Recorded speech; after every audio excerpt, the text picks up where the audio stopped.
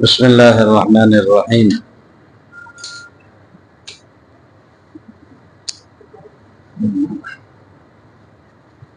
فإن من شيعته لإبراهيم إذ جاء ربه بقلب سليم إذ قال لأبيه وقومه ماذا تعبدون۔ حضرت ابراہیم علیہ السلام کو اللہ تبارک و تعالیٰ نے بہت سارے خصوصیات سے نوازا تھا اور اپنا دوست بنایا تھا، اور اللہ تعالیٰ نے ان کو بڑی آزمائشوں سے اور امتحانات سے گزارا، تب جا کر کے خلت کا یہ مقام حاصل ہوا۔ اللہ کا نظام ہے کہ اللہ اپنے مقرب بندوں کو زیادہ آزماتے۔ حدیث میں آتا ہے اشد الناس بلاء الانبیاء، کہ سب سے زیادہ مصائب، پریشانیاں اور تکلیفیں انبیاء علیہ السلام کو پہنچتی ہیں۔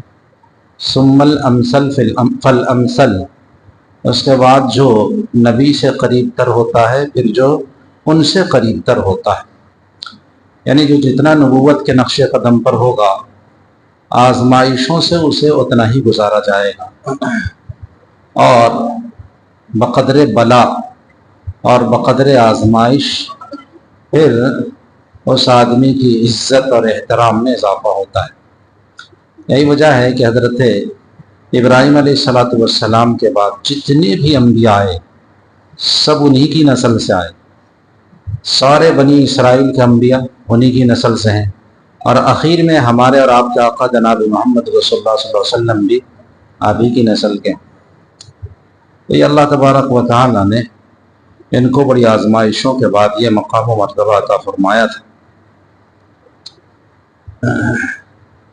تو یہ حضرت ابراہیم علیہ السلام ہیں، ان کو اللہ نے دو بیٹا عطا فرمایا تھا۔ بڑے بیٹے کا نام ہے اسماعیل اور دوسرے بیٹے کا نام ہے اسحاق۔ بہت سے لوگ جو اس بات سے ناواقف ہیں اور قرآن کریم کے سیاق و سباق کو نہیں سمجھتے ہیں تو وہ یہ کہتے ہیں کہ حضرت اسماعیل علیہ السلام کو اللہ کے نام پر ذبح کیا جا رہا تھا یا حضرت اسحاق کو۔ حالانکہ قرآن کریم میں بالکل صاف ہے کہ یہ واقعہ حضرت اسماعیل کے ساتھ پیش آیا تھا، اس لیے کہ یہی بڑے بیٹے تھے، اور قرآن کریم میں نے حضرت اسحاق کے بارے میں جو بیان کیا ہے اس میں یہ ہے کہ وَبَشَّرْنَاهُ بِإِسْحَاقَ نَبِيًّا مِّنَ الصَّالِحِينَ، کہ حضرت اسحاق کو اللہ اس کے بعد نبی بنائیں گے۔ تو جو ذبح ہونے والا ہو اس کی نبوت کی بات نہیں آ سکتی ہے، بہت سارے قرائن ہیں۔ اور پھر اللہ نے بعض جگہوں میں اسحاق کے بعد یعقوب کا ذکر کیا ہے کہ اسحاق ہوگا، اسحاق کے بعد ان کا بیٹا یعقوب ہوگا۔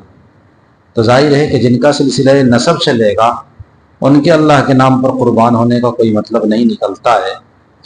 تو اللہ تبارک و تعالیٰ نے جناب محمد رسول اللہ صلی اللہ علیہ وسلم کو دو ذبیحوں کی نسل سے نکالا تھا، یعنی ابن الذبیحتین کہہ لیجیے آپ۔ ایک تو حضرت اسماعیل علیہ السلام ہے، اور دوسرے خود آپ صلی اللہ علیہ وسلم کے والد محترم ہیں حضرت عبداللہ، کہ حضرت عبد المطلب نے قسم کھائی تھی کہ اگر اللہ نے چاہے زمزم کو میرے ہاتھ سے نکلوا دیا تو میں اپنے ایک محبوب بیٹے کو اللہ کے نام پر قربان کروں گا۔ چنانچہ زمزم کا کنواں نکل آیا کھودنے سے، اور اس کے بعد پھر انہوں نے قرآن نکالا تو قرآن حضرت عبداللہ کے نام نکلا، اور لوگوں نے پھر بڑی منت سماجت کی، تو پھر ایک طرف اونٹوں کو رکھا گیا اور ایک طرف حضرت عبداللہ کو۔ جب 100 اونٹ تک پہنچے ہیں تب قرآ جو ہے وہ حضرت جو اونٹوں کے نام سے نکلا، تب جا کر کے 100 اونٹ قربان کیے گئے۔ تو یہ آپ صلی اللہ علیہ وسلم کی خصوصیت ہے۔ تو اصل یہ ہے کہ انسان کو چاہیے کہ آزمائش میں اور پریشانیوں میں صبر و ضبط سے کام لے، اور جہاں تک ہو سکے اللہ کی حمد و ثنا میں لگا رہے، تو اللہ تبارک و تعالیٰ پھر اس کے بعد اس کے لیے مصائب کے بعد پھر آسانی اور آسائش کے دروازے کھول دیا کرتے ہیں۔ ان مع العسر یسرا، ہر تنگی کے بعد آسانی۔ ہر تنگی کے بعد آسانی ہے، تھوڑا سا انسان صبر کر لے۔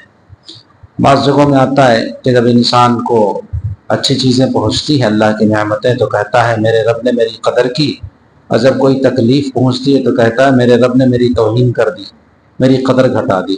عجب انسان ہے۔